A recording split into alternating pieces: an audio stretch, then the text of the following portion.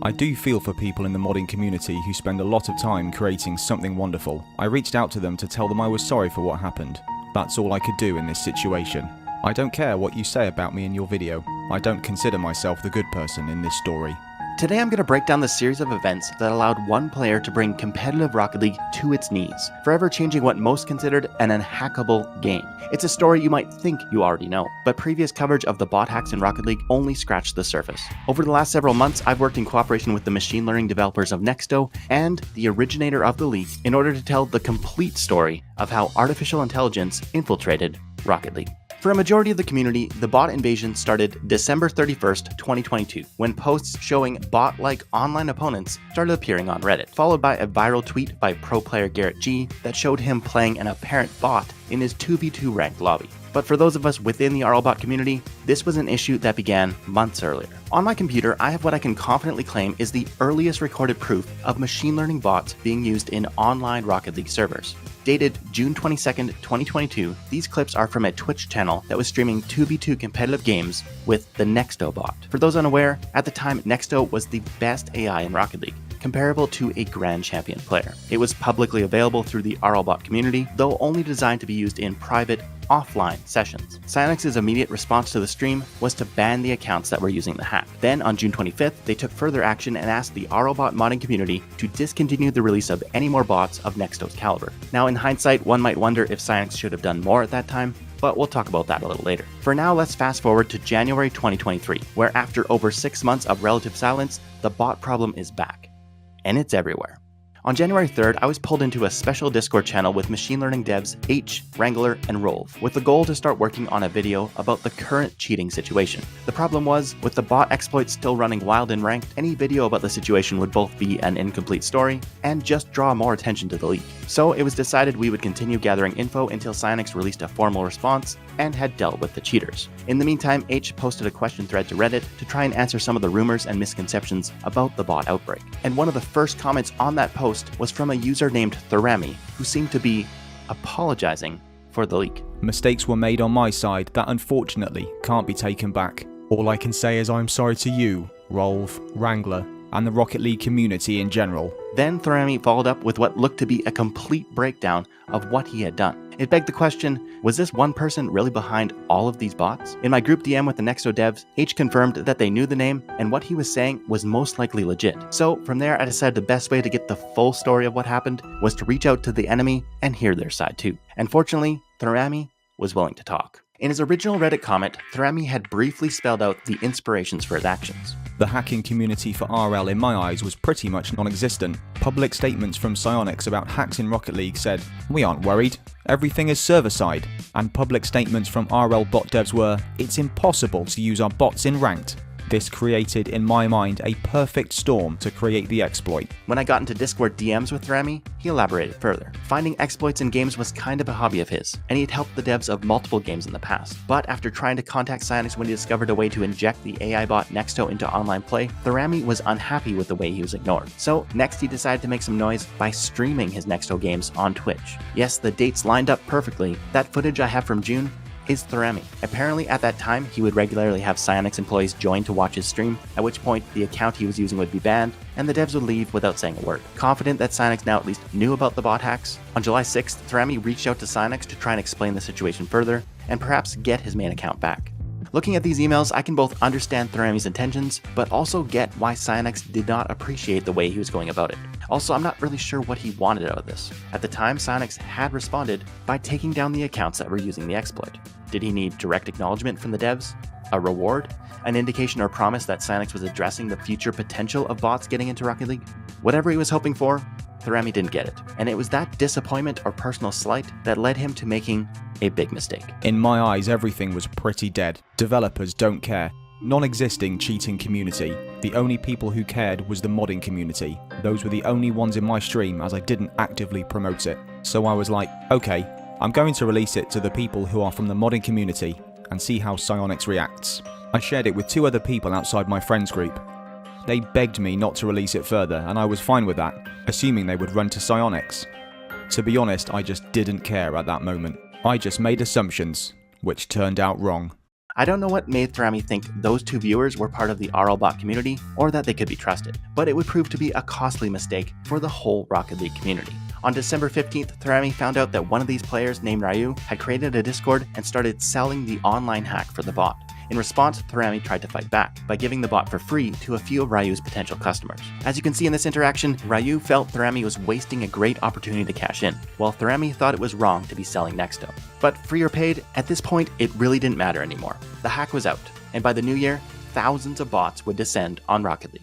Besides sharing with a few more people, Thorami had little to do with what happened next. But due to the file naming structure of the hack, Thorami's name became interchangeable with the bot, and a few Discords even had Thorami impersonators to try and seem more legit. On the other hand, as the leak spread, there was many more Discords claiming that their ranked bot was original, with some even promising SSL level AI. Now, one of the clues that helps prove that all the bots were Nexto based is also a source of a lot of the confusion.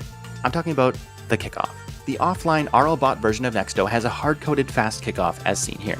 Yet, a lot of the early example footage of alleged online bots showed them doing kickoffs like this. So, if these are both supposed to be Nexto, why the difference?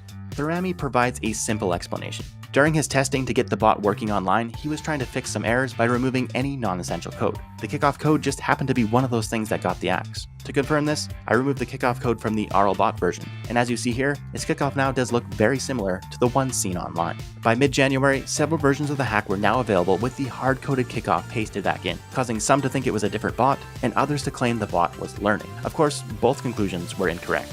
Yet this small and simple improvement meant there was money to be made, as some savvy users sold kickoff scripts for $25 a piece. Another Discord claimed it had developed a supersonic legend bot and took payment from at least 100 players before someone leaked a comparison showing the code was exactly the same as the original, just now with a faster kickoff. Probably one of the most impressive paid bots I saw was called Kraken, which featured quality of life improvements like speed flip kickoffs, auto queuing, and split screen capabilities allowing you to run multiple bots at the same time. Yes, with Kraken, users were able to leave the game running overnight and wake up to a new rank. But despite the claims of it being a new and better bot, a quick look into the files proved it too was the same GC level Nexto. While some bots were found at the SSL ranks, it's important to note that they weren't actually winning against Supersonic Legend players, but instead they were boosted by win trading with other bot accounts in order to look better to potential paying customers. While a lot of people saw the bot as a way to make money, the free version of the leak increased the user base exponentially, but carried with it a different type of cost. I mean, personally, I think alarm bells should be going off when you find someone has built a whole website and Discord server just to give you a free cheat for Rocket League. Sorry kids, the world doesn't work like that. It's no surprise to find that almost every free version of Thorami had malware and rat files. A scan of one of the downloads showed it was undetectable to a lot of antivirus programs. But even if your computer did flag it, it really didn't matter, as the first step to installation was always to disable your antivirus. The funniest thing about the bot discords is that they tell on each other, each dedicating announcements and even whole channels to exposing the other's scams. And they weren't even lying, except for the part where they would follow up with the assurance, "But our bot is safe." Well, for 20 days, the bots were pretty safe.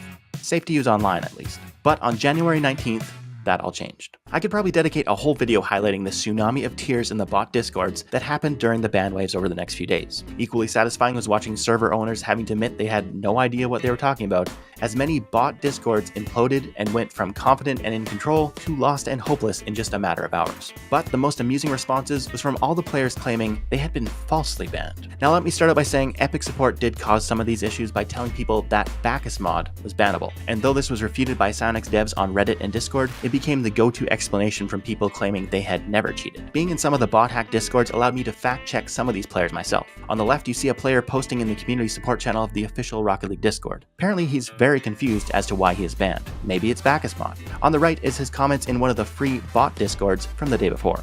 Yeah, busted. And this was a pattern that happened over and over again. On Reddit, a user named AlpacaFlightSim made it his mission to investigate every false ban claim, with some hilarious results. Banned. Looking for help.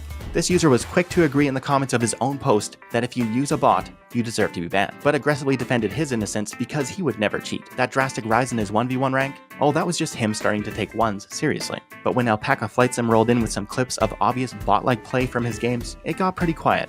And all those confident comments? weirdly got deleted. One of the interesting revelations that came from Alpaca's detective work was that the ban waves didn't seem to be just targeting bot users. This Reddit poster here complained about his random ban, and in return, Alpaca found out that he had randomly became a speed flip kickoff god in August 2021. OP was brave enough to admit defeat on this one though, confirming that he had been using the gaming on steroids hacks and hinting that Psyonix's recent bans might be taking out all types of cheaters. It was amazing to watch as time and again players would complain about being falsely banned, give all their account information to Alpaca, and then end up having to delete all their comments after getting exposed. In the end, it was pretty clear. No one was getting banned for Bacchus mod, and anyone who claimed their innocence really couldn't be trusted. Based on my rough estimates, at least 10,000 accounts were taken out by the initial ban wave, but that wasn't the end of the bot problem. Since January 19th, Discords continue to pop up to sell new undetectable bots. Some of these have different names and allegedly different skills, but in the end, as we already discussed, they are all still based on Thorami, and definitely detectable. It sometimes takes a few weeks, but the bans always come. Believe me, I've been watching this unfold for months now. The tears keep on coming.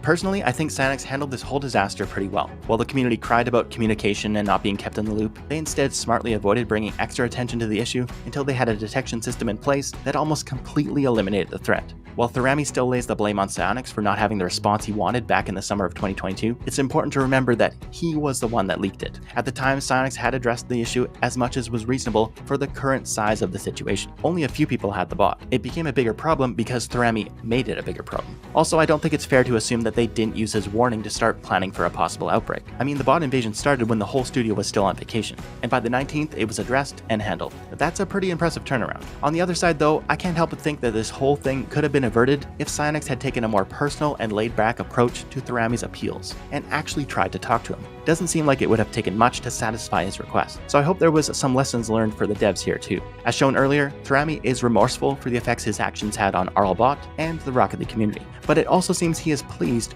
with how it all ended up. Well, I got to say, I am quite happy with the response of Psyonix. I got what I wanted. They've decided to add some anti-cheat in the future. I call this a success. My work is done. Yeah, if by work you mean unleashing a 20-day bot invasion on competitive Rocket League, yeah, Thorami, we hope your work is done here too. If you guys enjoyed this video, drop a comment, hit that sub button, and check out some of my other content linked here. My name is Rocket Sledge. Thanks for watching.